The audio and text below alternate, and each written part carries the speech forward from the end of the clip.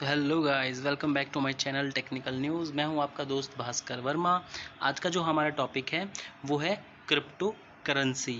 इसके साथ ही साथ हम डिस्कस करेंगे कि ब्लॉकचेन टेक्नोलॉजी जो है वो क्रिप्टो करेंसी के अंदर कैसे यूज़ में आती है। तो चलिए जानते हैं। तो पहला हमारा जो सवाल होता है वो होता है व्हाट इज़ क्रिप्टो करेंसी। तो crypto currency is a digital asset that means there is no physical coin और बिल, इट्स ऑल ऑनलाइन। तो क्रिप्टो करेंसी जो है आपका एक तरीके से एसेट है, आपकी संपत्ति है, लेकिन वो फिजिकल नहीं है। जैसे आपकी लैंड होती है, गोल्ड होता है और चीज़ें होती है आपकी, उस तरीके से ये फिजिकल जो है इसकी एग्जिस्टेंस नहीं है। ये जस्ट एक डिजिटल आपकी करेंसी है, या डिजिटल आप इसे बोल सकते हैं एसेट है, जिसे आप छू नहीं सकते, जिसे आप फील नहीं कर सकते, बट आप इसे खरीद सकते हैं, आप इसके साथ थ्रू लेन देन कर सकते हैं। और जो कि एक बेस्ड होता है डिसेंट्रलाइज्ड कंसेंसस डाटाबेस के ऊपर। यानी ये जो डिसेंट्रलाइज्ड कंसेंसस डाटाबेस होता है, ये क्या होता है? कंसेंसस जो वर्ड है, कंसेंसस का मतलब होता है आपसी सहमति, और डिसेंट्रलाइज्ड का मतलब होता है, मैंने आपको कल भी बताया था, कि एक ऐसा सिस्टम जिसके अंदर बीच में कोई एक सेंट्रल पावर ऐसी नहीं होती जिसके हाथ में सारे के सारे पावर होती हैं। तो ऐसा कोई भी अथॉरिटी नहीं होती, ऐसी कोई भी बॉडी नहीं होती, तो उस सिस्टम को डिसेंट्रलाइज सिस्टम बोलते हैं। यानी उसमें जितने भी लोग होते हैं, सब कुछ कार्रवाई करना उनके हाथ में ही होता है, बीच के अंदर कोई भी अथॉरिटी या कोई भी ऐसी बॉडी नहीं बैठी होती।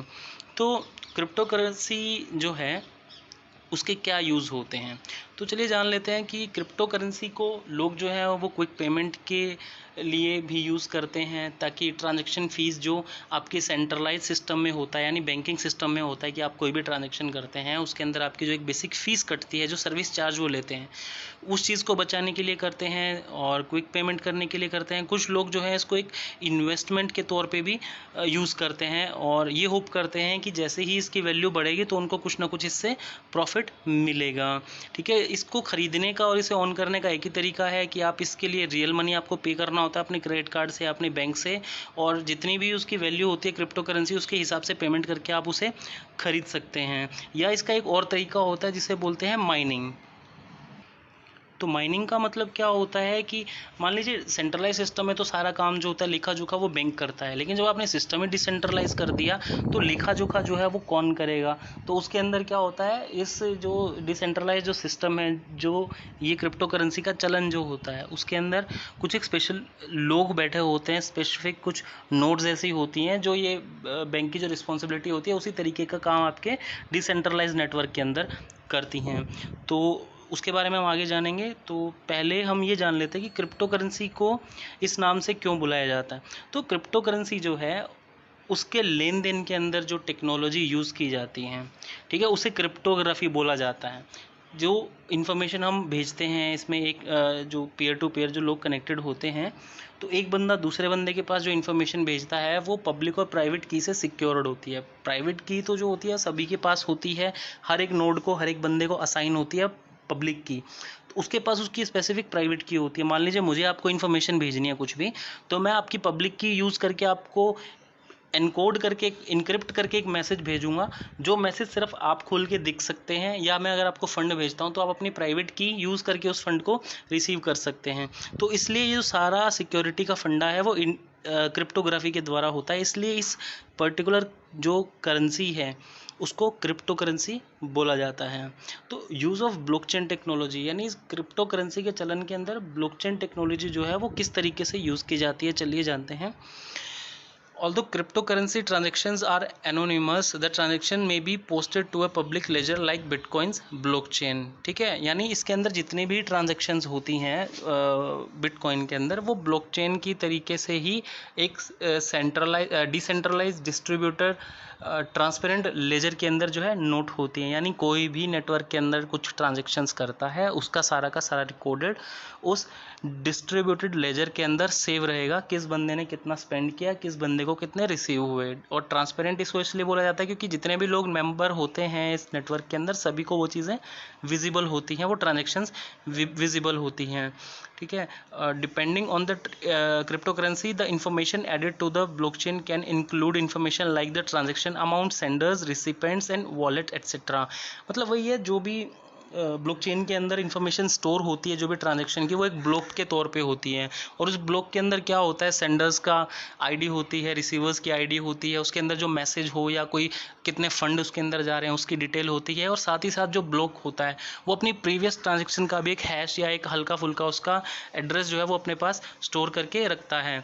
तो अब देख लीजिए, एक फ़ोटो के हिसाब से मैं आपको समझाना चाह रहा हूँ कि 6 लोग जो हैं ये P2P नेटवर्क से आपस में कनेक्टेड हैं। मान लीजिए बिटकॉइन जो है करेंसी यूज़ करते हैं, तो बिटकॉइन के नेटवर्क के अंदर ये लोग एडेड हैं। अब जो फिल है वो जैक के पास कुछ पैसे भेजना चाहता है, तो वो क्या करेगा, एक मैसेज जो है वो ब्रॉडकास्ट करेगा कि मैं जैक के पास इतनी करेंसी जो है भेजना चाहता हूँ।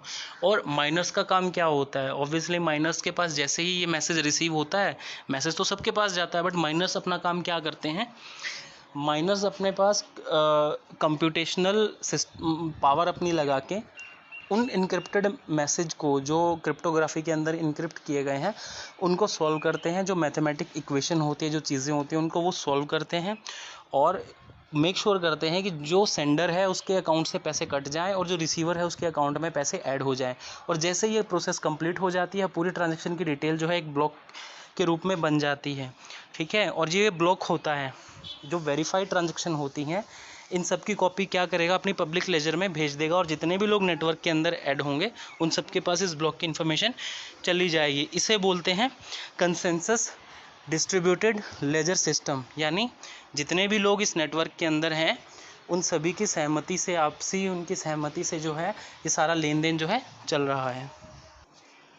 अब कल ही का हम एग्जांपल ले लेते हैं अपना, जो ब्लॉकचेन के अंदर हमने लिया था, जैक फिल को पैसे भेजना चाहता है। तो जैक और फिल जो है दोनों इस नेटवर्क के अंदर एज ए नोड जो है कनेक्टेड है। जैसे ही फिल भेजता है, ये ब्रॉडकास्ट करता है कि वो जैक के पास इतने इतने क्रिप्टो करेंसी भेजना चाहता है, मैसेज सभी के पास चला जाता है। और उन सभी सिस्टम्स के अंदर जो स्पेसिफिक माइनर्स जो होते हैं, जो माइनर नोड्स होती हैं, वो अपना काम ठीक से करती हैं। वो आपके जो मैथमेटिक इंफॉर्मेशन होती है, जो इक्वेशंस होती हैं, जो एल्गोरिदम्स होते हैं, उनको सॉल्व करते हैं और मेक श्योर करते हैं कि फिल का जो पैसा है वो जैक के पास पहुंच जाए और उसके अकाउंट से पैसे डिडक्ट हो जाए और जैक के अकाउंट में पैसे शो होना स्टार्ट हो जाएं।